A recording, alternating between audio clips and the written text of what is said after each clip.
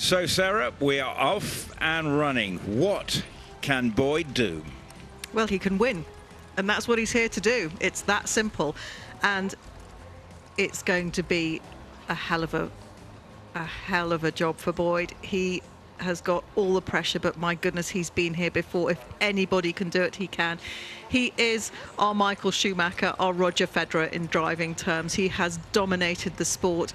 He came over to England just about 30 years ago as a 21-year-old, and he knew what he wanted to do. I've known Boyd for nearly all those years, and he had a steely focus. He told me years ago he was going to be world champion when it seemed like a pipe dream to the rest of us, but he had this focus, and determinedly through hard work he's put himself here, and he has dominated.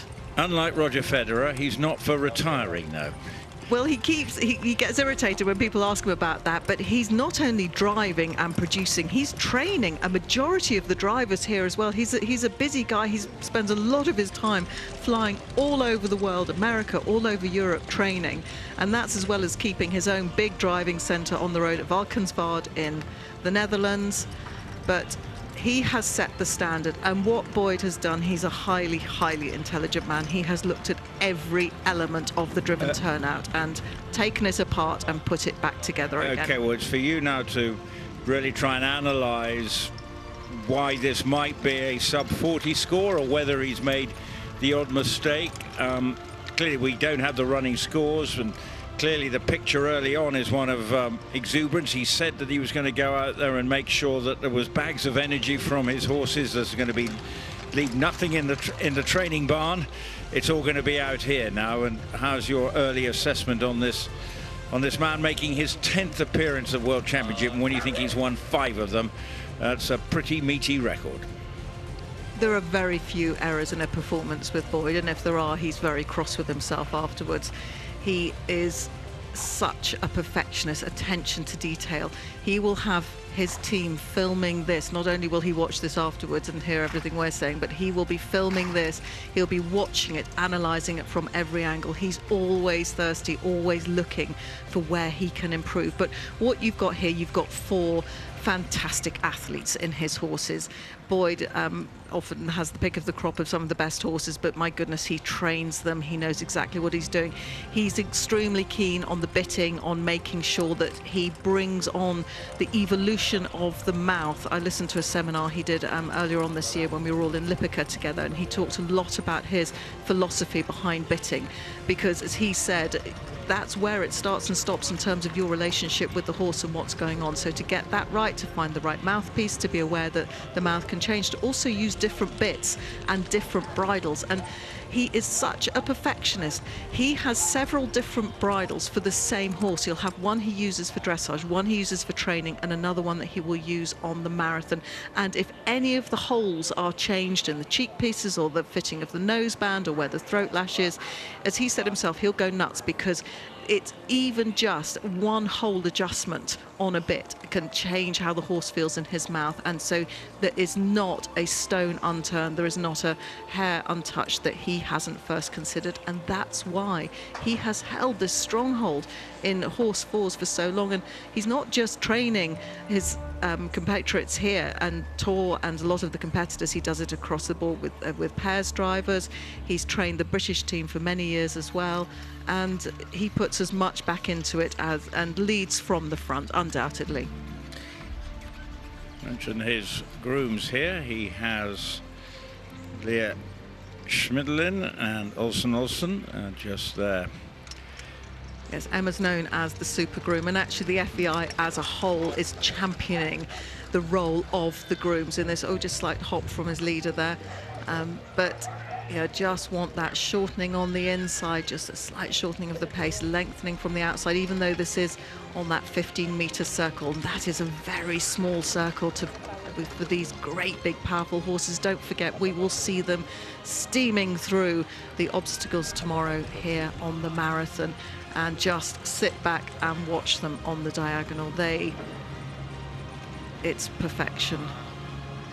Heads where they should be, ears just listening to Boyd's every command. Oh, that's unusual, don't see that. Just a slight look at something. That's it, gone. Look at the cadence. the first time I've used this word in the commentary, but there was wonderful cadence there. Lovely symmetry of the leaders there. Actually, all round, you were looking at the leaders and I was looking at the wheelers, and they were doing their job very well. It's different to know where to look. As the judges said yesterday, they're trying wherever possible to judge the 4 horses together as a team. That is important, working harmoniously, but we've seen so many times just a slight loss of concentration, a loss of balance in the horses. But these animals, these horses that Boyd has spent many years producing and working with, they know the job. Again, that symmetry of both groups. Absolutely. Coming into the... He's sort of looking up the centre line there just to check that he was exactly where he wants to be. So just making sure that he stopped on point. The rein-back has to be 3 metres. That's what's required in this test. And straight forward into a balanced, rhythmical trot you want. Can I say that seemed very effortless? That's a smooth rein-back. That's what you're aiming for. Yeah, because there was nothing, none of the horses were sort of suddenly deciding to do something a little different. They just all knew their job, I think is the best way of describing it.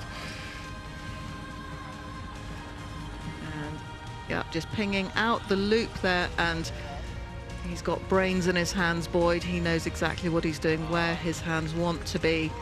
See, just bringing them back, and another loop, rebalancing them on the corner, probably a slight half halt, just getting them going again as he squares himself up with a rein. The reins going back into each hand.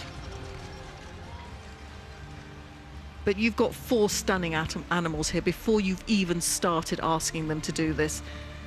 Their confirmation they are bred for this job. Look, I know he gets the pick. If he wants to buy a horse, he will get it. But he doesn't just go out and get anything. He knows he's got to have the best. He sets the benchmark for his team, and he's got to always trying to improve, as the standard behind him always is. You know, someone who's dominating their sport, you could maybe make a comparison to Tiger Woods. The rest say, right, we've got to get to his standard. We can't just let him get away with it. We know he is pushing us to try and get better, and we've got to push him. It's been so good for the sport. You referenced Tiger Woods there. We've just mentioned Formula One and tennis. The people that have stayed at the top and dominated for so long, they've done it through hard work. Of course, they've got talent, but they have worked at it. Coming down the centre line is Boyd, and clearly that looked good.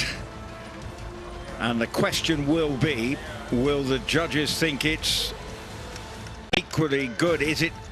We're pretty sure we're going to go into the lead here, and the applause rings round. Oh, there's Sarah Garnett. Sarah, she championed Boyd right from the beginning, and when he really launched onto the scene as a serious contender, it was a lot of it, and Boyd himself will give credit to, he calls her Granny Garnett. He gave her horses a wonderful time. She gave him the drive of her horses, and Sarah has been so supportive of him, and she's into her 80s now and still comes to all the events. Well, you can see there him just working seamlessly there with his reins and just getting the response. But we're waiting on the score to come through from the judges. How impressed were they? Were they with that? It looked good. Let's have a look to the result, and the result is coming through for Boyd Exell, with Icebran Chardon due to come in next. It's going to be a tough act to follow, but the crowd on tenterhooks in terms of waiting for the score. Well, we're hearing a new leader. We're just, my goodness me, it might be quite good. It could be 30. I'm waiting for confirmation, because I can see Australia are going to end on a team score of 91.5. So I think he's come up with around about 34, 35, and it is 34.13. And that is storming into the lead. And what it also has done, and let's just give, we may be saying, well, Australia have got a team. Well, if all goes well and Boyd wins it and his teammate Tor van den Berg, Australia now are genuine medal contenders for a team medal of some description. And what an extra boost that could be to Boyd. 34.13. Oh, and he smiled. Job done. Job done, but there's only one of 3 phases done.